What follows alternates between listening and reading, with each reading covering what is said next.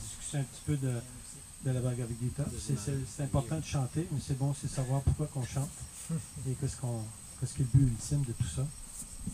Alors, on chante une prière qui s'appelle Jaya Madhava. Peut-être certains parmi vous êtes habitués à ce chant. C'est vraiment une description de Krishna et certains divertissements avec les gopis à Vrindavan que notre maître spirituel Prabhupada chantait. Alors c'est un peu notre tradition qu'on chante, mettre un peu dans l'esprit et puis juste écouter si vous n'avez pas les paroles, c'est l'important, c'est juste d'avoir une oreille attentive.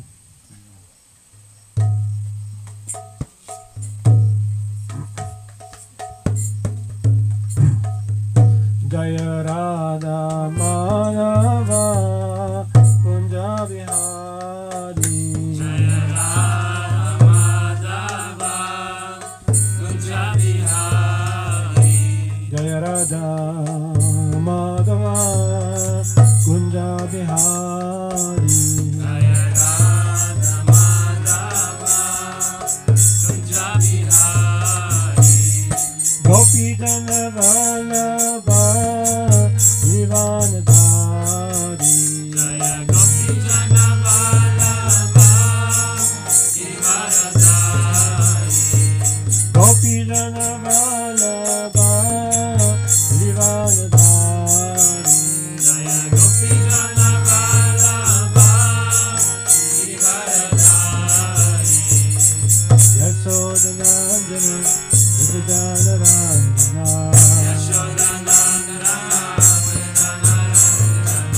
Yashodanandana Vrajajanarandana Yashodanandana Vrajajanarandana Yamuna Tira Vanachari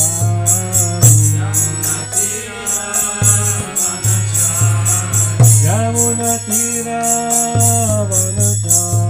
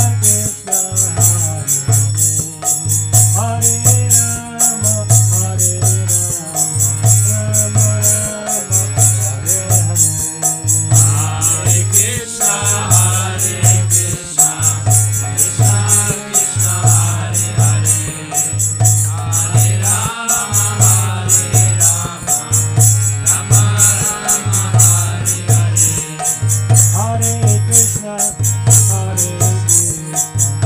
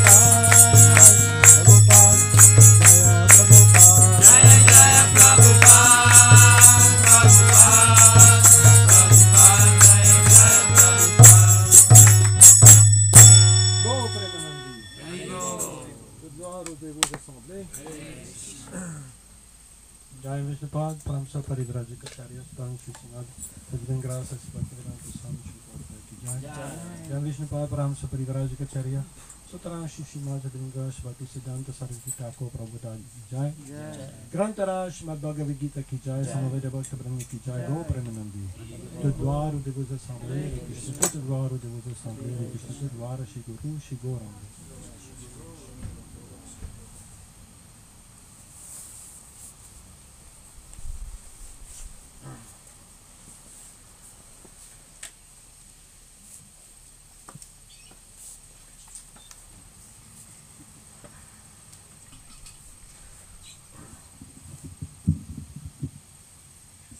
Om Namo Bhagavate Vasudevaya. Om Namo Bhagavate Vasudevaya. Om Namo Bhagavate Vasudevaya. Om Namo Bhagavate Vasudevaya. Om Namo Bhagavate Vasudevaya. Om Namo Bhagavate Vasudevaya. Alors, moi j'ai décidé d'aujourd'hui de prendre le 18e chapitre, qui est le dernier chapitre de la Bhagavad Gita.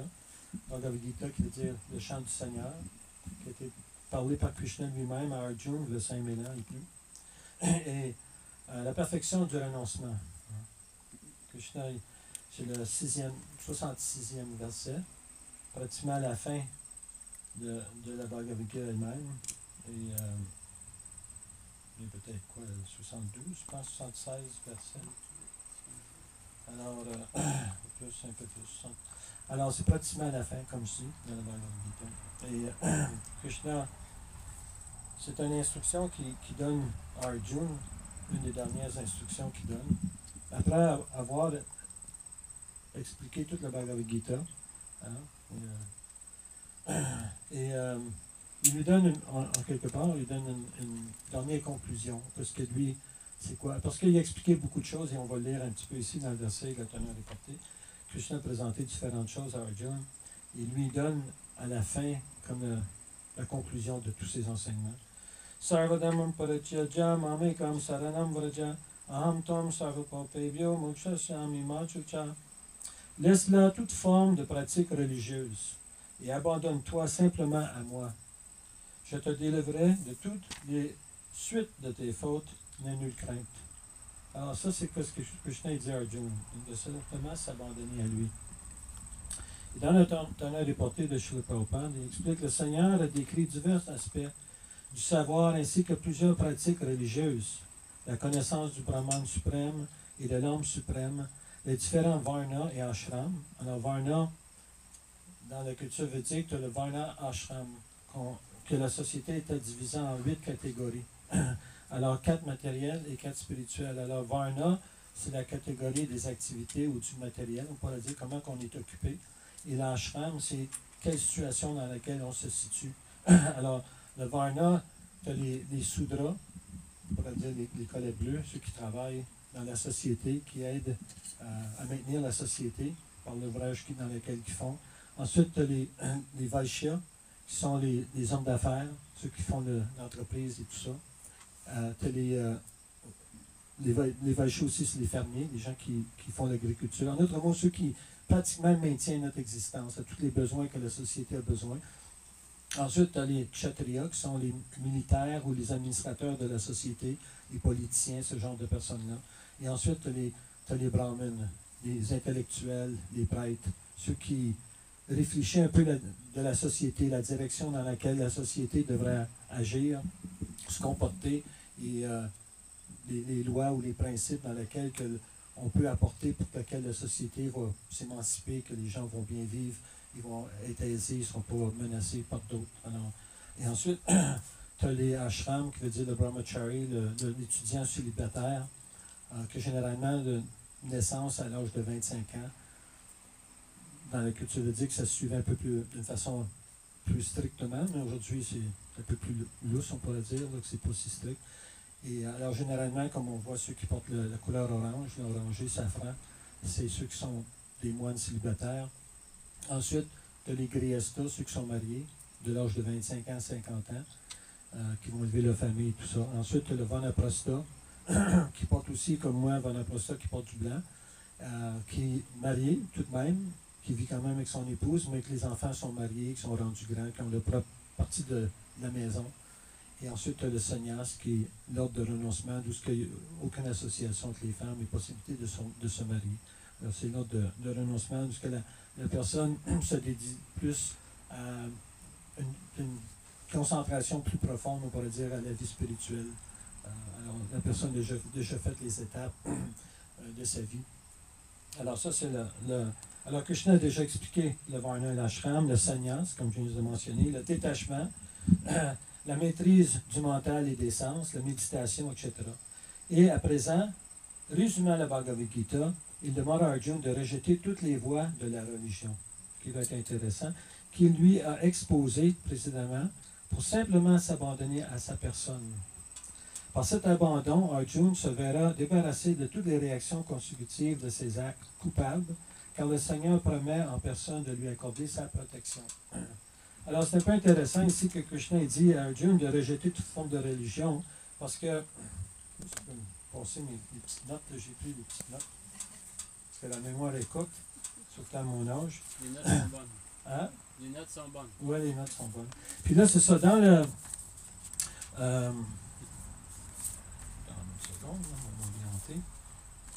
Dans le 4e chapitre de la Bhagavad Gita, il explique à Arjuna, évidemment, ça c'est le 4e chapitre qui commence, puis il explique Yada Hidamasya Glani Bharati Bhavata Bhutanam Adharmasya Tadatmadam Shijamnyam, que quand il y a un déclin à la religion, je m'incarne, j'arrive moi pour protéger cette religion et je défais tous ceux, je tue en fait ceux qui sont démoniaques ou ceux qui en fait vient à déranger la religion.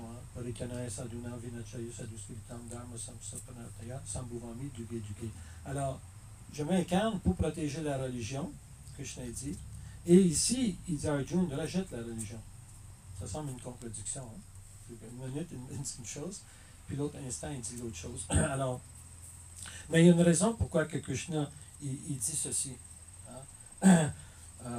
En fait, il décrit plus précisément à Arjuna, dans le 3e chapitre, différentes activités qu'il devrait faire, comme Istan Bogan Hivodeva, Dasyante Jagabhavita, Terdatam Paradebhyo, Yubhukte Stena Evasa. Parce qu'ils sont mandatés pour souvenir aux nécessités de la vie, les devas, satisfaits par ces yogyas, les sacrifices que les gens devaient faire, pourvoiront à tous vos besoins, mais qui jouissent de leurs dons, parce qu'ils reçoivent des demi-dieux, sans rien leur offrir en retour, en certes, des voleurs. Alors, dans la société, aujourd'hui, évidemment, on ne pratique pas ces choses-là, mais dans la culture védique, il y avait une reconnaissance que tout venait d'ailleurs. Hein? Dans le sens que, comme nous, on reçoit l'électricité d'Hydro-Québec, mais on a une facture à chaque mois à payer. Hein? On reçoit quelque chose, mais on s'attend, ou on paye nos taxes. On reçoit des services du gouvernement, bon, ils s'occupent de nos écoles, ils s'occupent de nos hôpitaux, de la police, toutes sortes de choses, mais en retour, on doit payer les taxes. Alors, dans la culture védique, cette reconnaissance était là. C'est pour ça que souvent, les gens qui comprennent un petit peu la culture indienne pensent qu'il y a beaucoup de dieux.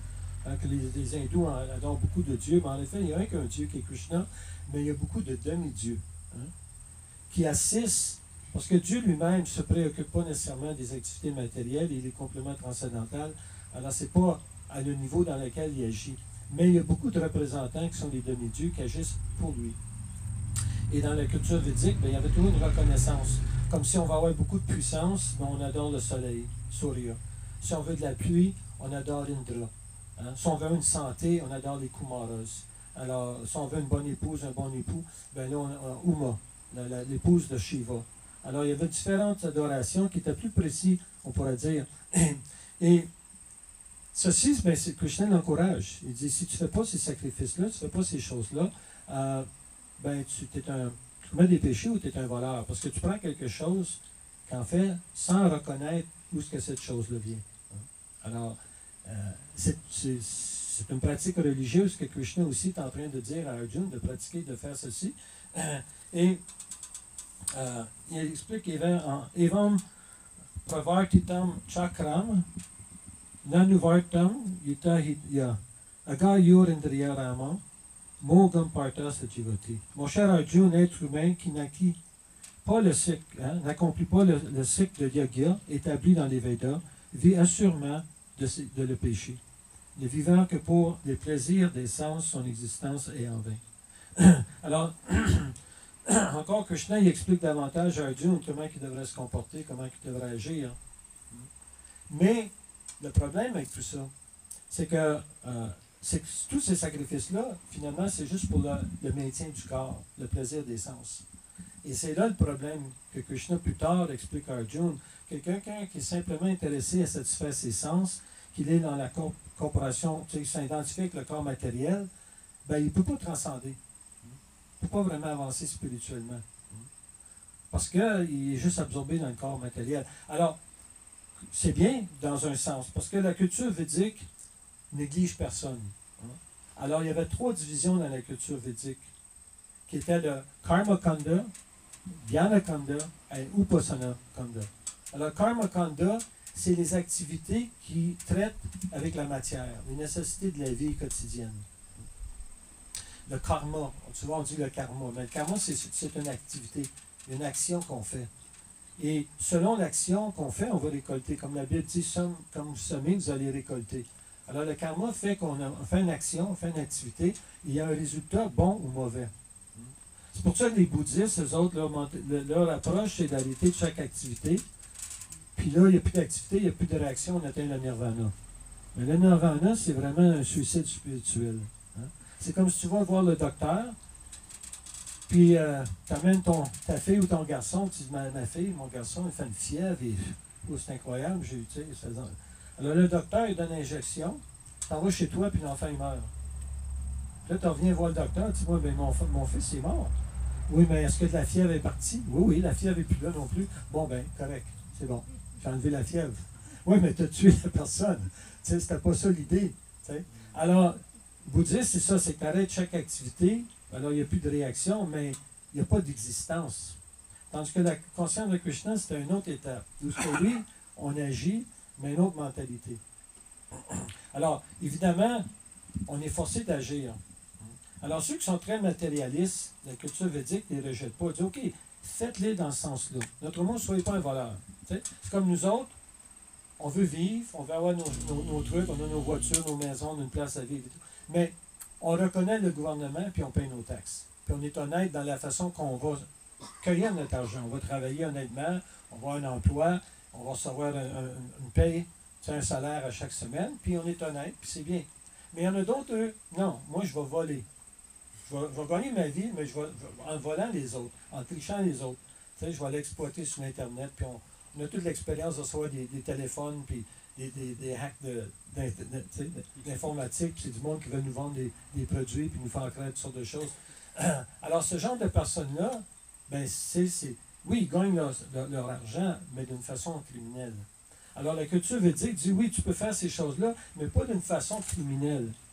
Il fallait d'une façon honnête, respectueuse, qui ne t'appliquera pas dans des péchés, dans la conséquence de péché. Alors, c'est un peu ça que Krishna y explique au début. Parce qu'Arjuna, sur le champ de bataille, voyant l'armée opposée, qui est en fait partie de sa famille, c'est 2 familles qui vont se combattre un entre l'autre. Alors, Arjuna dit, ah non, moi, je ne veux pas tuer tous mes amis, puis toutes les personnes, puis même certains, c'est même ma parenté, mes frères et tout. Alors, je vais retourner dans la forêt. Mais Krishna dit, oui, mais même dans la forêt, il faut que tu agisses. Il faut que tu manges, il faut que tu dormes, quand tu marches, tu vas tuer des insectes et tout ça. Alors, tu peux pas de cette façon-là juste transcender puis éviter la vie. Puis même la pensée va te forcer à agir. Parce qu'on pense, ça réveille un désir, puis on va agir sur ce désir-là. Alors même la pensée va être impliquée dans l'action et la réaction. Alors, c'est pas la façon d'agir ou de transcender. C'est pas simplement en évitant les activités. Alors là, il décrit, si tu veux agir, ben, au moins, il fallait d'une façon religieusement, de façon honnête. Mais cette activité-là, ça t'empêche de dégrader d'une forme autre que la forme humaine. La forme humaine, c'est une forme qu'on a évoluée, et là, on a la forme humaine, et c'est une forme qui est un peu comme être en probation. C'est quand on est en prison, on peut être dans une prison solitaire, on peut être dans une prison ordinaire, puis on peut être aussi dans la probation. Alors, les plantes, c'est comme une prison solitaire. Ils ne peuvent pas bouger, ils ne peuvent rien faire, ils sont là, puis sont plus ou moins dépendants de la nature. S'il neige, s'il pleut, s'il y a une tornade, ils ne peuvent rien faire. Les animaux, eux, peuvent sortir. S'il y a un feu de forêt, là, comme on découvrait à Saranagati, ben, ils peuvent se pousser. Mais les arbres, eux autres, ils ont tous brûlé parce qu'ils ne peuvent pas s'en aller nulle part. Alors, un prisonnier ordinaire ben, peut peut-être agir d'une façon qu'on va diminuer sa sentence. On dit, OK, tu avais une sentence de 15 ans, tu étais bon, tu t'es bien comporté en prison, correct, on va diminuer ça. Puis la probation, tu es encore dans le système judiciaire, mais tu as une certaine liberté qu'on t'accorde pour voir comment tu vas te comporter quand on te libère dans la société.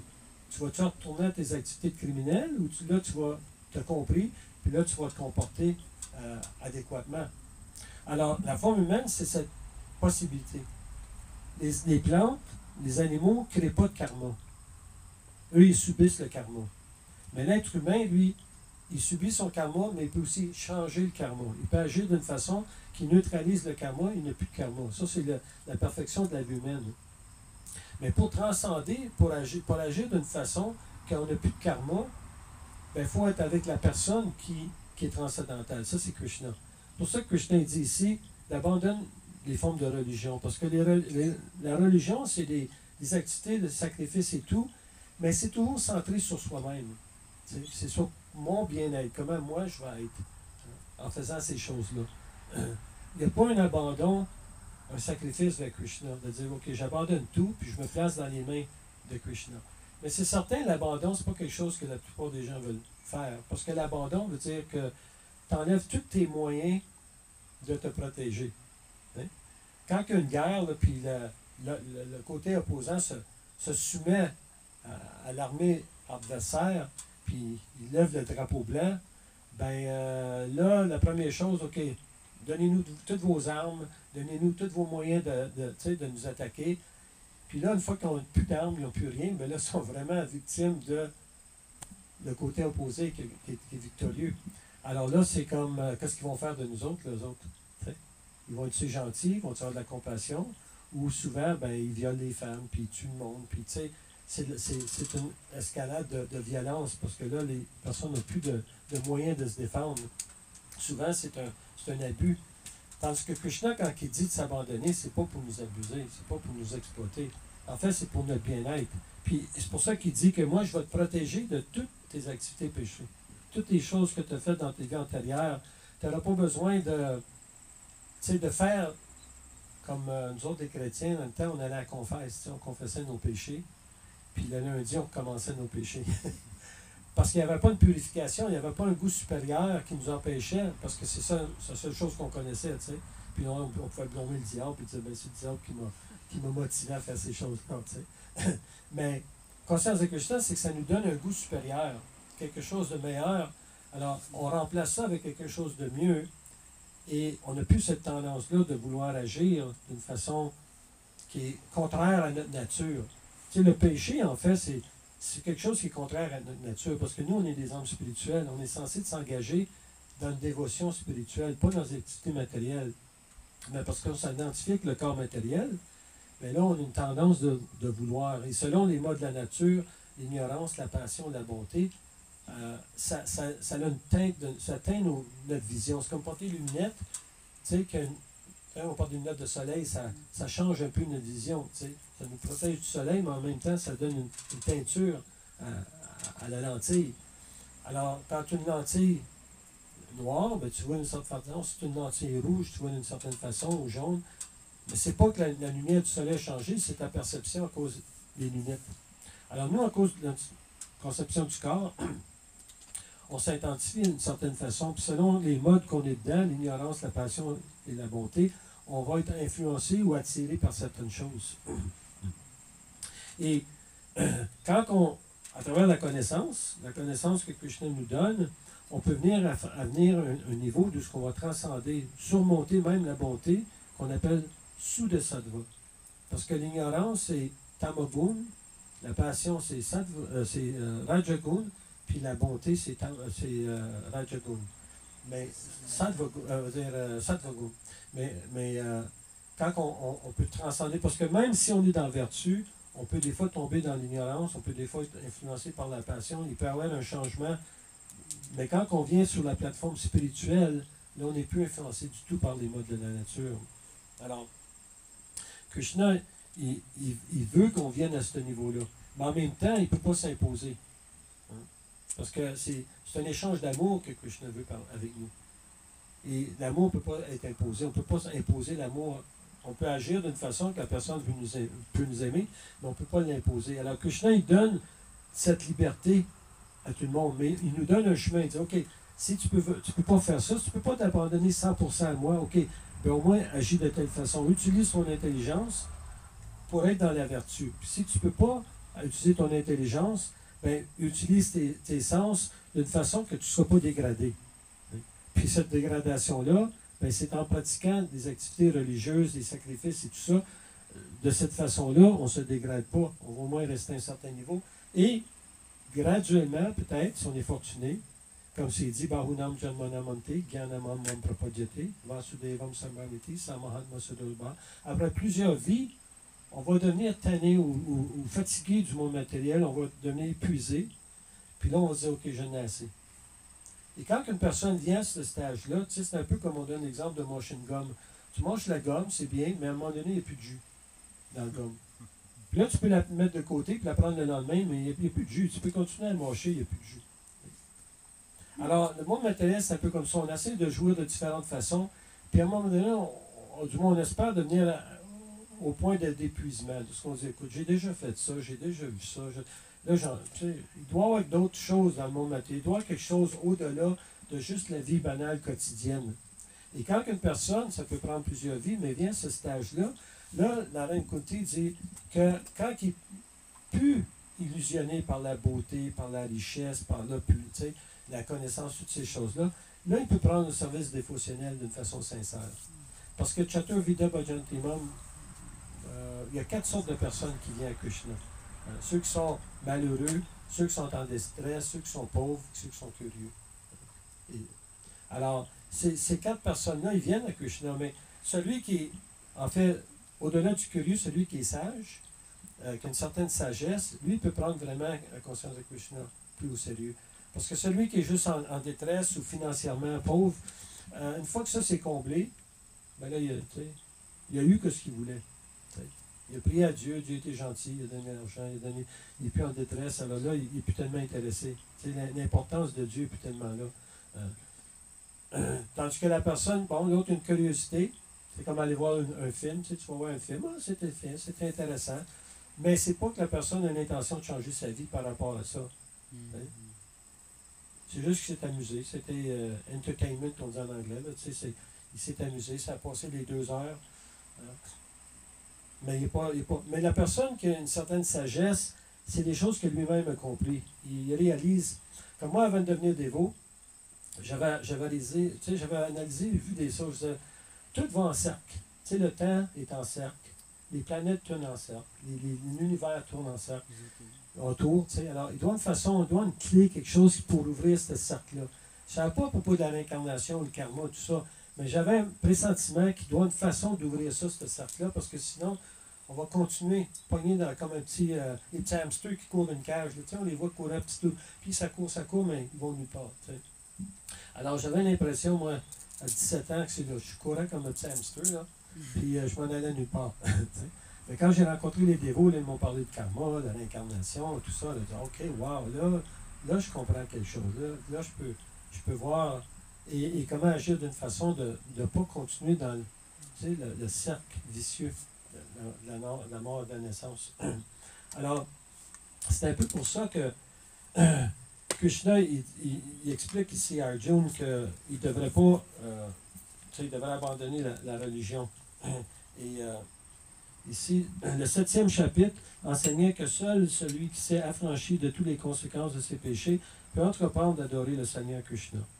Ce qui pourrait nous amener à penser qu'à moins d'être libre de tous les de nos fautes, il est impossible d'emprunter la voie de l'abandon du Seigneur. Hein? On peut penser, ben, j'ai commis tellement de péchés que je ne peux pas approcher Dieu. Mais Krishna ne prend pas ça en considération, parce que lui est tellement pur. Des fois, on donne l'exemple du soleil. Tu sais, le soleil peut purifier même l'urine, hein, en évaporant l'eau. Alors, Krishna est tellement pur que même si on a commis beaucoup de péchés, beaucoup de choses, en s'abandonnant à lui, puis c'est l'échange qu'il fait en fait. Il dit, je vais m'occuper de toi. Tu sais, il y a un échange à l'abandon. Hein? Si Krishna, on s'abandonne à Krishna, Krishna dit, bon, ok, tu t'es abandonné, tu n'as plus de moyens, mais moi, dorénavant, moi, je m'occupe de toi. N'aie aucun, comme il dit, n'aie nulle crainte. Tu n'as pas besoin de t'inquiéter, là. Tu es sous ma direction. Hein? C'est comme quand tu travailles pour une compagnie, bien, la compagnie te fournit l'habit, te fournit le véhicule, te fournit tout, hein, parce que tu travailles de la compagnie. Mais tu commences à voler des clients de la compagnie, mais là, tu vas avoir des problèmes. Il faut que tu représentes la compagnie vraiment, tu sais, sincèrement. Alors, quand on représente Krishna, bien, Krishna s'occupe de nous. Et c'est une paix intérieure parce qu'on a cette confiance que Krishna, finalement, il est en contrôle de tout. Et même quand on a des difficultés, on apprécie, parce que le dévot, quand il y a des difficultés, c'est pas qu'il se lamente, puis Dieu, pourquoi il est si méchant, c'est Dieu tout-puissant, ben pourquoi il fait ces choses-là. Des fois, les gens pensent, il y a une réflexion comme ça, que si Dieu est tout-puissant, ben, on devrait tous être heureux. Pourquoi je suis en train de souffrir? T'sais? Puis des fois, je prie à Dieu, puis je souffre quand même. Alors, il est-tu ingrat de ma dévotion? Mais en fait, le dévot, il voit ça autrement. Il voit que cette souffrance-là va faire en sorte que je vais me détacher du monde matériel. Parce que quand on souffre, là, comment on sait qu'on est malade? On sait qu'on est malade quand on souffre. Il y a quelque chose qui ne fonctionne pas bien. On n'est pas bien dans notre peau. Il y a une douleur qui apparaît en quelque part. Puis on se dit, bien là, c'est pas normal. Mais si on ne sentait aucune douleur, jamais, puis des fois, il y a des gens qui ont des cancers, puis quand ils commencent vraiment une certaine douleur, ben c'est trop tard. Parce que là, le cancer est tellement avancé, c'est un stage 4, il ne peut rien faire. Mais s'il l'avait su au début, au stage 0, bien là, on aurait pu faire quelque chose. Mais là, c'est trop avancé, mais il ne l'a pas senti. Alors, la douleur, nous, on n'aime pas la douleur, mais on peut le voir d'un autre sens, que cette douleur-là, en fait, c'est une miséricorde. Parce que ça m'apprend une leçon. C'est que, premièrement, il n'y a pas de jouissance dans le monde matériel. Mais deuxièmement, c'est que je dois me détacher de cette... Souvent, la souffrance, c'est parce que je suis attaché à quelque chose. J'ai perdu 50 $. Là, je suis en train de souffrir parce que j'ai perdu cet argent-là. Mais si tu es détaché, tu dis, bon, ben ça change quoi dans ma vie? Les gens s'attachent à tellement de choses, puis à un moment donné, il va falloir se détacher, parce que le monde matériel est temporaire. Même si tu as la meilleure des situations, tu es un acteur à Hollywood, puis tu as une super époux, puis tu as fait de l'argent, mais 75 ans, 80 ans, c'est fini. Là. Ça ne durera pas à l'éternité. Alors, la personne qui a cette vision aussi, qui comprend que tout est temporaire, il ne s'attache pas à les choses. Puis la souffrance, ben, c'est une genre de miséricorde. Tu sais, comme avoir les cheveux gris, c'est une miséricorde. Parce que ça nous rappelle que tu t'en vas vers la mort. Alors, prépare-toi, petit gars, tu sais. Ne sois pas dans l'illusion, là. T'sais. Puis les gens, non, ils se teignent les cheveux, puis ils se font maquiller, puis ils font du botox, puis, tu sais, ils veulent rester jeunes, mais quelle illusion, qu'est-ce que tu essaies de te faire accraire, là? T'sais. Tu veux t'en faire accraire, peut-être, tu peux peut-être faire accraire aux autres, mais la réalité est là. Tu es rendu à 70 ans, là. Tu n'en as plus 30. T'sais.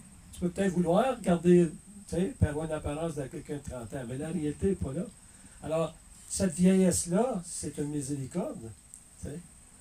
Comme quand tu es jeune, ben, avant que tu frappes la puberté, tu n'es pas dérangé par la sexualité. C'est un autre miséricorde. Parce que dans le temps, les brahmacharis, les jeunes, ils étudiaient les Écritures, ils étudiaient, puis il y avait une certaine force spirituelle. Alors quand ils rentraient dans la vie de couple, ils n'étaient pas complètement perdus par ça, par cette illusion-là. Parce qu'ils avaient goûté quelque chose de supérieur. Alors, ils faisaient leur devoir, puis ils pouvaient voir la nécessité, OK, là, je suis marié, mais il y a une raison pourquoi je suis marié. C'est pas juste parce que là, je vais m'amuser, puis là, je ne m'amuse pas avec elle, je vais aller m'amuser avec quelqu'un d'autre. Ça, c'est notre société dans laquelle on vit, mais il y avait une réalité. Parce que, tu sais, la convoitise, c'est comme un feu. Tu as un feu sur un côté, puis quand il y a un feu de forêt, là, puis tu peux arriver avec tes petits boyaux parce qu'il y a de la rosée, mais c'est tellement fort le feu que qu'est-ce qu'on fait? On allume un autre feu. C'est un feu qui se dirige du nord au sud, puis là, tout est en train de brûler. Si tu allumes un feu du sud, tu l'amènes au nord, quand les deux feux arrivent ensemble, ils s'éteignent. Il n'y a plus de combustible pour brûler. Alors, tu éteins le feu de cette façon-là. Alors, un homme est attiré par la femme est attirée par un homme. Ces deux feux, ils s'unissent pour l'éteindre. C'est ça le but de la vie de couple. C'est pas de l'amplifier, puis de le grossir, puis de brûler toute la... Tu sais, c'est de progresser d'une façon où ce que les deux s'entraident spirituellement pour se détacher de l'illusion que je suis un homme et tu es une femme. En fait, on est deux êtres spirituels. Mais aujourd'hui, les gens n'ont pas compris ça. Ils ne savent pas cette réalité. Alors, c'est juste la beauté physique, puis là, je t'aime pas, là, je te divorce. Puis, parce qu'ils ne savent pas vraiment c'est quoi l'essentiel de ça. Alors, tu sais, quand tu es un dévot, il y a beaucoup de choses que tu viens à comprendre, puis à voir les choses d'une façon très différente. Puis comme je disais, ben, la souffrance, la vieillesse, la jeunesse, toutes ces choses-là, il y a des phases dans notre vie, mais si on regarde, c'est toutes des phases qui sont censées nous aider à progresser spirituellement. Puis la vieillesse, ben, c'est un stage, c'est fantastique, parce que là, tu as vécu toutes les choses, tu as plein de choses qui sont en arrière, ta vie de couple, ta vie ici, tu as fait ton argent, bon, OK, là, tu t'es établi, puis là, finalement, tu n'as plus toutes ces responsabilités-là. Puis là, tu as la liberté, tu as le temps pour vraiment t'absorber à chanter, à lire, puis à développer un goût pour la spiritualité. Comme ça, là, au moment de la mort, tu penses à Krishna, puis tu retournes à lui. Tu n'as pas besoin de revenir dans la naissance et la mort. Alors, la culture védique, c'était une culture extraordinaire. Quand on étudie la Bhagavad Gita, en fait, c'est un chapitre du Mahabharata, mais qui est l'essentiel, parce que c'est Krishna qui parle, puis qui nous donne beaucoup d'enseignements. Et si on les comprend, ces enseignements-là, bien, on va progresser. Alors, pour certaines personnes, suivre des principes religieux, puis aussi, tu sais, les gens aiment ça, des rituels, des gros événements et tout ça. Si tu dis à personne, ben, fais juste chanter les Krishna, c'est que ça pour faire. Quoi? Rien que ça, il n'y a pas d'autre chose. Alors, c'est pour ça qu'en Inde, il y avait des gros temples, puis des grosses affaires pour attirer le monde. Le monde va aller dans ces grosses places-là, des gros festivals et tout ça. Mais Chaitanya Mahaprabhu, lui, c'était plus simple. C'était juste chanter Hare Krishna.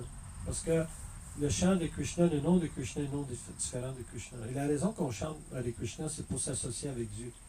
Parce que son nom, ici dans le monde matériel, c'est relatif. Si tu dis de l'eau, c'est pas la substance. Ça prend la substance parce que c'est un monde relatif. Tandis que le monde spirituel, c'est absolu. Alors le nom et la personne est non différent. Alors quand on chante Hare Krishna, on est vraiment dans la présence de Krishna. Évidemment, il y a différents niveaux de conscience qu'il faut développer pour être capable d'apprécier pleinement. Mais mais même au début, on peut commencer. Un des symptômes de chanter Hare Krishna, c'est que l'influence illusoire du monde matériel, l'enchantement qu'on a pour le monde matériel va diminuer. T'sais, on va commencer à voir qu'en fait, c'est pas si important tout ça. Et à mesure qu'on progresse, le monde matériel semble très tangible. Je peux y toucher, je peux voir, puis le monde spirituel est très abstrait. Mais à mesure qu'on va progresser, on va voir que le monde matériel est abstrait, puis le monde spirituel est concret. Pourquoi? Parce qu'on va changer notre niveau de valeur. Moi, je valorise certaines choses dans le moment, mais c'est moi qui donne cette importance. Puis à mesure que je vais progresser, je vais donner de l'importance à quelque chose d'autre, qui va être Krishna. Alors, et cette association en chantant les Krishna, on développe un attachement. Tu sais, c'est comme, je te connais pas, tu me connais pas, on se rencontre ici à cet événement ici. Bon, OK, on se parle un peu, tout ça. À un moment donné, tu restes, ben, je reste dans ce coin-là, moi aussi. Là, on se visite. Puis à un moment donné, l'attachement se développe et progresse. Alors, la même chose avec Krishna. À mesure qu'on chante, on va développer une relation avec Krishna, un attachement pour Krishna. À mesure qu'on va vouloir le servir, ce service va faire en sorte qu'on va développer l'amour. Parce qu'on ne sert pas quelqu'un qu'on n'aime pas. Si on dit à quelqu'un que je t'aime, puis je ne fais jamais rien pour toi, tu vas douter de la relation. C'est un ami qui dit « Ah, toi, t'es mon best. » Mais à chaque fois que tu l'appelles, il est trop occupé. « Ah, hey, j'aurais aimé t'aider, mais là, je m'en vais. » C'est pas ça, là. C'est quand quelqu'un prend la rendre service, ou la personne ne t'appelle jamais, c'est tout le temps toi tu l'appelles, toujours toi qui fais l'effort. À un moment donné, ils disent, ben, pas vraiment intéressé à moi, là, il m'appelle jamais, cette personne-là. Puis le contraire, si tu as quelqu'un qui t'appelle, puis il est en panne à quelque part, puis là, il dit, hey, Johnny, là, écoute, je suis en panne, tu peux-tu venir m'aider? Parce que là, j'ai appelé Isabelle, j'ai appelé Jean, j'ai Jacques, ils sont tous occupés. Là, tu vas dire quoi? Tu dis que je suis ton meilleur ami, puis là, tu as appelé 5 autres personnes avant de m'appeler. Là, tu es insulté. Hein? Tu dis, mais là, tu ne dois pas être si proche que ça de toi, là, tu te donnes à appeler 5 avant moi. Hein? Puis s'il y en a un qui aurait dit oui, il aurait pu t'aider, tu ne m'aurais même pas appelé. Hein? Mais qu'est-ce qu'il te demande, cette personne-là, de lui rendre un service? Puis c'est pas que tu penses que, OK, hey, va là, je vais faire de la pièce. Tu sais, comme il va changer 50 pièces, là, il est en panne, il n'a pas le choix de me payer. C'est pas ça, là. Puis même s'il t'offre de l'argent, après, hey, tu m'insultes, tu veux me donner de l'argent. Tu sais, là, ça affecte ta relation. Tu dis, ben, on ne doit pas être si proche, tu veux me payer. Ça, tu fais ça avec tout le monde. Tu sais, tu vas au magasin et tu payes du monde pour les choses. Mais c'est pas des amis, c'est pas quelqu'un que t'aimes. Mais quelqu'un que t'aimes, tu veux rien en retour. Tu veux juste l'amour. Puis ça, c'est la preuve que tu l'aimes, c'est l'échange. Alors nous, comme dévots, ce qu'on fait, on essaye de servir Krishna, de développer un amour en lui rendant service. Alors, comme Krishna dit, Patram Pushpam Padam Toyam, tu peux m'offrir une fleur, un fruit, de l'eau. Il ne dit pas, il faut que tu m'amènes $1 million. Une feuille. Tu sais, si tu n'as pas les moyens, donne-moi juste une feuille. Donne-moi une fleur. Donne-moi un petit fruit. Donne-moi un petit peu de lait. Quelque chose, juste pour démontrer ton affection, ton amour vers moi. Alors, c'est très simple. Une fois, Prabhupada a dit, la conscience de Krishna, c'est tellement simple, ça va vous échapper. Parce que c'est juste l'action de démontrer un amour pour la personne. Comment je peux montrer que j'aime Krishna? Bien, quand je me lève le matin, premièrement, je vais offrir mes hommages. Je vais me prosterner devant lui. Pourquoi? Ben, il est Dieu, la personne suprême. Il mérite au moins ça. C'est la moindre des choses que je peux faire. Je peux au moins me prosterner devant lui. Ça ne coûte rien. C'est rien qu'une seconde ou deux que je m'allonge, puis j'ai dit Krishna, merci. Hein? Là, ensuite, tu peux lui offrir un petit bâton d'encens, un petit verre d'eau, une petite fleur. T'sais. Puis là, je vais cuisiner quelque chose, je vais déjeuner. Bon, ben avant de sauter sur la nourriture, je vais y offrir. Tiens, Krishna, j'ai cuisiné ça pour toi. Puis ensuite, Krishna, c'est pas que la nourriture va disparaître, là. Elle va être là encore, mais Krishna, il mange avec ses yeux. Il n'a pas besoin de manger avec sa bouche. Parce que tout son corps est absolu. Alors, il peut parler avec ses oreilles, il peut chanter avec ses yeux, il peut faire toutes les... Il n'est pas limité de cette façon-là, comme nous, on est. Alors, Krishna, il regarde la nourriture, puis il l'accepte. Puis là, nous, on mange cette nourriture-là, puis c'est du prasadam. Ce prasadam-là est tellement puissant que ça élimine tous nos péchés. Puis ça nous garantit une vie humaine dans notre prochaine vie. Qui c'est qui ne voudrait pas faire ça? T'sais? Ils nous montrent des posters là, de la Floride, puis Cuba, puis tout le monde va aller dans ces places-là, ça coûte une fortune. Mais nous, on peut aller à Krishna, dans le monde spirituel, juste en y offrant une petite fleur. Juste un petit geste d'affection, d'amour. Mais, parce qu'on a des préjugés, parce qu'on est très, très attachés et tout, ben, on n'est pas prêt à faire ça. Les gens sont prêts à prendre de l'opiate, sont prêts à prendre de l'alcool, sont prêts à prendre des cigarettes, sont prêts à prendre toutes sortes d'affaires pour un plaisir qui détruit leur vie. Mais chanter avec Krishna, non, ça, ils ne peuvent pas faire. Ou offrir les hommages à Krishna, ils ne peuvent pas le faire.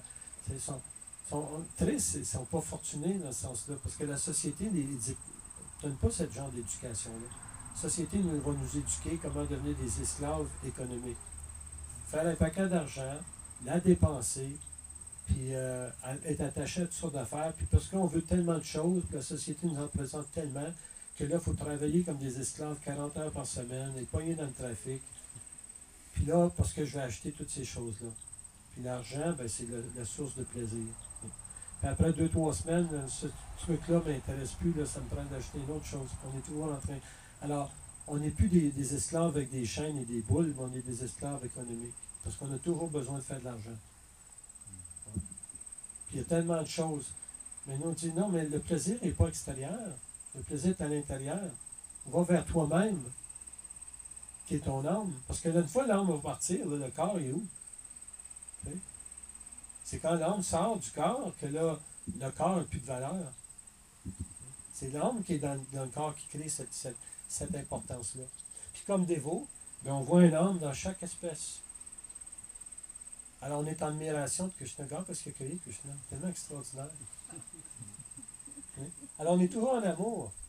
T'sais? Puis être en amour, c'est la position la plus heureuse. T'sais?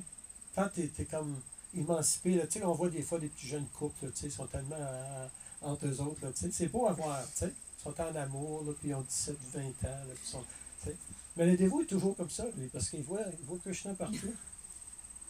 Il est toujours en extase, parce que il voit comment.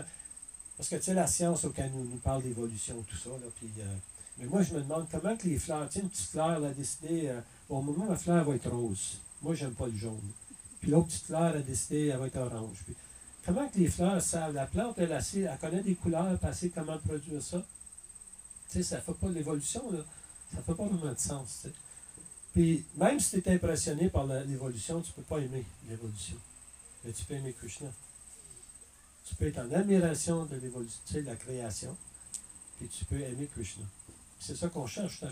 Chaque chanson là, qu'on chante, là, Céline Dion, peu importe, c'est tout à propos de l'amour, puis je suis seul, puis j'aimerais ça être en amour, j'aimerais ça être aimé. Puis... Mais tu sais, Krishna, tu peux l'aimer tout le temps. Parce qu'il est partout. Hein?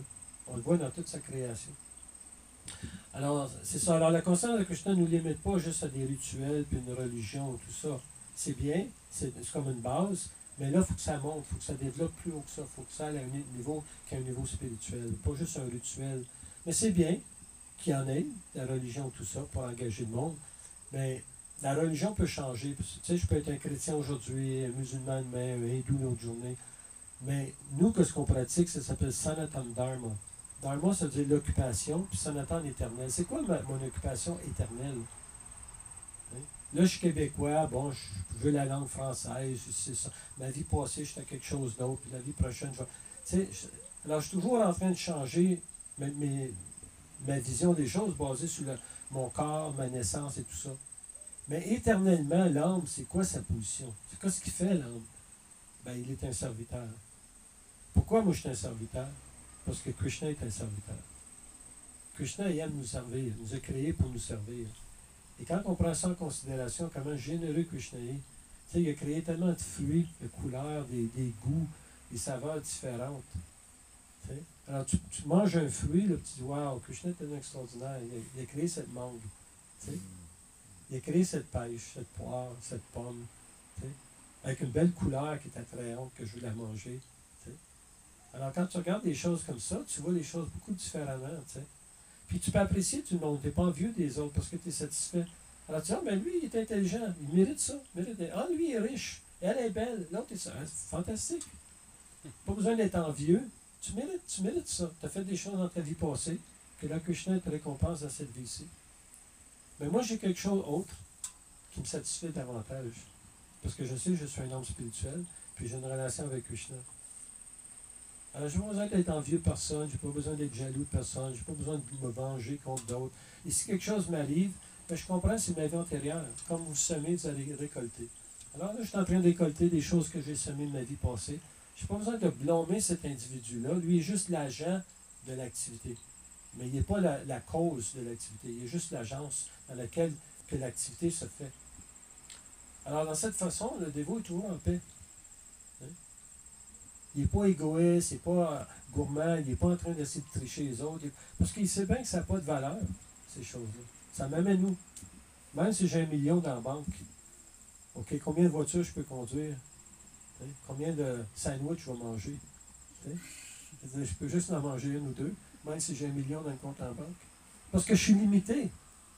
Mais si je m'attache à Krishna, c'est comme si je vais en vélo. Peut-être que je peux aller 30 km si je t'aimerais à l'heure. Mais si je me tiens après un camion, je peux aller 100 km à l'heure. Alors le dévot, lui, veut se tenir après Krishna. Parce que Krishna peut l'emporter au monde spirituel. De lui-même, il ne peut pas. Alors, il y a des gens qui pratiquent le yoga, la méditation, tout ça, comme Krishna en parle ici. C'est bien. Mais parce que moi, je suis limité, je peux méditer sur moi-même, je peux méditer sur des choses, mais ma capacité est très limitée. Mais si je médite sur Krishna, lui, est illimité. Je n'ai pas besoin de faire cet effort-là. L'effort va être naturel, va être déjà là. Hein? C'est comme si je m'en vais en Floride, j'ai pas besoin de m'embêter l'hiver. Si je reste ici, j'ai toutes sortes de considérations. Il faut que j'aille le manteau d'hiver, il faut que je porte ma voiture, il faut que je déneige. Mais si je m'en vais en Floride, tu sais, comme il m'a voté à faire, elle est smart, elle s'en va en Floride à chaque hiver. Elle n'a pas besoin de dealer avec l'hiver. Elle est en Floride, elle revient ici l'été. Tu sais. On nous autres, on est bien dans la neige. Mais c'est pas la. Tu sais, comme des fois les gens disent, oh, ben Dieu est en train de punir. Non, Dieu n'a rien à faire. C'est toi qui t'es mis dans cette situation-là. Déplace-toi. Pourquoi tu restes là dans la souffrance? Va-t'en là. Tu es dans la noirceur, marche dans la clarté. Allume la lumière. Mais si tu veux rester dans la noirceur, c'est toi. Alors, il n'y a rien à faire avec Dieu. C'est pas que Dieu veut nous punir. C'est que nous, on se met d'une situation, on s'éloigne. Tu sais, c'est comme l'hiver, c'est quoi? C'est qu'on s'est éloigné du soleil. L'été, on se rapproche, puis on a chaud. L'hiver, on a froid parce qu'on s'éloigne. Alors, la souffrance, c'est un manque de quelque chose. Je suis en train de souffrir. Pourquoi? Parce qu'il manque Krishna dans ma vie. C'est comme il manque le soleil. Alors là, comme là, le soleil va se coucher, il va faire noir. Mais la noirceur, c'est une absence d'énergie. C'est pas quelque chose de positif, c'est négatif. Alors, le monde matériel, c'est une énergie négative. Ça, le corps, mon corps, il est mort. Mais je l'anime parce que mon âme est là. Aussitôt que l'âme va partir, le corps va être mort parce que c'est une matière morte. Mais moi, je l'anime, ce corps-là. Mon âme l'anime, ce corps-là, en rentrant. Mon âme l'anime. Alors, le monde matériel, c'est dépourvu de Krishna dans cette énergie morte. Et nous, on essaye par nos efforts de l'animer. Et c'est pour ça qu'on est toujours en train de lutter contre l'énergie. Parce qu'elle nous épuise, l'énergie matérielle. Il faut s'investir dedans constamment. Puis la minute qu'on ne s'investit pas, ben ça détruit. Comme ici, c'est beau, mais si André et Priarandé commencent à le négliger, on va venir l'année prochaine, puis il y aura des mauvaises herbes partout, puis la peinture va commencer à décoller, puis parce qu'il n'y a pas d'entretien. C'est nous autres qu'on s'investit dans cet entretien. Si on n'entretient pas nos voitures, là, à un moment donné, ça va être la ferraille, ça va aller à scrap. Il faut l'entretenir, là, il faut aller réparer les freins, il faut repenser, il faut faire une vidange d'huile. Toujours en train d'entretenir parce que c'est une matière morte. Le monde spirituel, c'est une matière vivante. On n'a pas à s'investir, elle nous donne de l'énergie. Alors quand on chante avec Krishna, on va chercher l'énergie qui vient de Krishna. Alors, automatiquement, on élimine la souffrance. Parce que là, on se rapproche, comme on se rapproche du soleil, bien, tu t'es proche du soleil, tu es dans la chaleur. Tu n'as pas d'effort à faire, là. Le soleil se lève, tu n'as pas besoin de te promener avec ta petite lampe de poche. Qu'est-ce que tu vas éclairer avec ta petite lampe de poche? Le soleil est debout. Ça ne voit même plus, là. Tu ne vois même plus le rayon. Parce que le soleil est élevé. Alors, c'est ça la conscience de Krishna. Alors, nous, on est très fortunés parce qu'on a développé un petit goût pour Krishna. Et si on continue avec une confiance, on va développer cette relation avec Krishna au un point où on va être capable de voir Krishna. Krishna, comme le fait Arjuna, il va nous donner une vision spirituelle, transcendantale, divine vision, Krishna dit, une vision divine, qu'on va être capable de voir Krishna face à face. Si on a le goût, si on a l'intérêt, ça dépend de nous. Ça dépend, comme je disais à Bhaunam Jamana Monte, ça dépend comment avancé qu'on est, puis comment qu'on est désenchanté de l'illusion du monde matériel. Alors, je ne sais pas quelle heure qu'il est, là, la classe, ça dure jusqu'à quelle heure? Là? Maintenant? Okay. Alors, c'est fantastique, puis j'espère que vous avez été très attentifs. Je vous remercie beaucoup. J'espère que ça vous a intéressé un peu. Et là, moi, j'adore les questions. Je ne sais pas s'il y a un petit peu de questions. Là. Oui, je pense que ça serait important que les gens oui, puissent poser des questions. Parce que je peux parler beaucoup sans vraiment aller vous chercher. Parce que je ne vous connais pas. Certains par vous, je connais, mais le parcours que vous avez vécu, ce que vous êtes rendu dans votre cheminement. Alors, je peux discuter de différentes choses, puis dire, ouais, ça, mais j'aimerais avoir entendu ça. Ou, alors, Emma Vati va nous poser une question. Alors, des dévots comme nous autres, on a 40, 50 ans des fois de dévotion. Et puis, j'aimerais savoir qu'est-ce qui vous anime pour que vous ayez cette conviction que vous êtes après continuer à faire l'avancement. Après 40, 50 ans de chanter, de servir, d'y croire. J'aimerais savoir. Les années qu'on a, pourquoi qu'on continue après 50 ans de pratique dévotionnelle?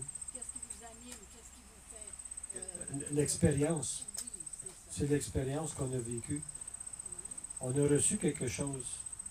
Alors, qu'est-ce qu'on a reçu? nous anime à vouloir continuer parce qu'on a goûté quelque chose. T'sais. Quand tu vas dans un restaurant et tu as bien aimé le restaurant, tu vas retourner à ce restaurant-là. Parce que tu as aimé que tu as mangé. La nourriture, la bouffe était bonne. Alors nous, on a goûté quelque chose. Alors on retourne parce que on a goûté quelque chose d'extraordinaire.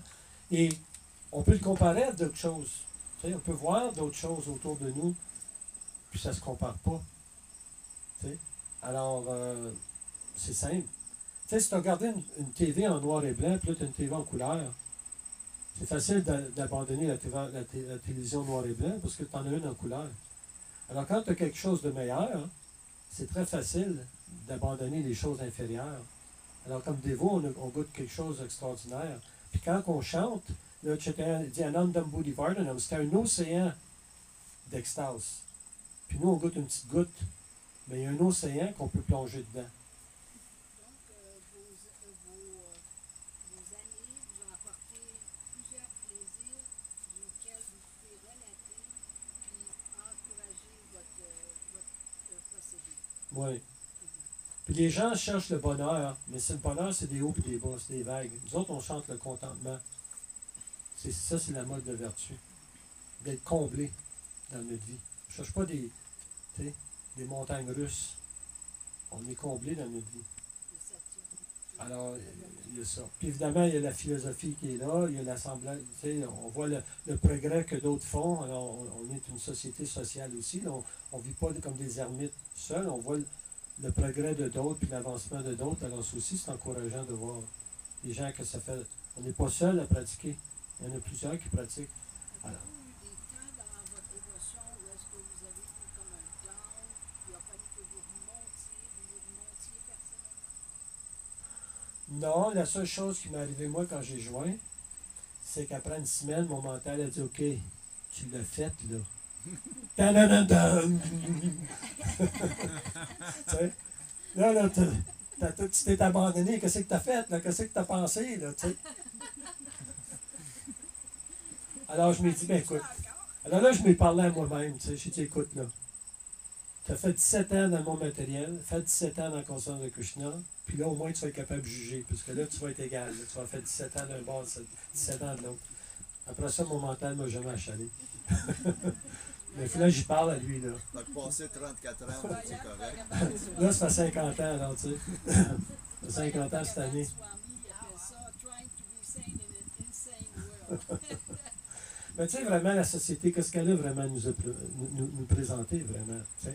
Tu regardes des films, c'est toujours la même chose. Il y a une bonne personne, une mauvaise, puis ils tombent en amour, puis ils s'en vont, puis ils sont heureux. Tu sais, c'est le rêve de l'Amérique, tu sais.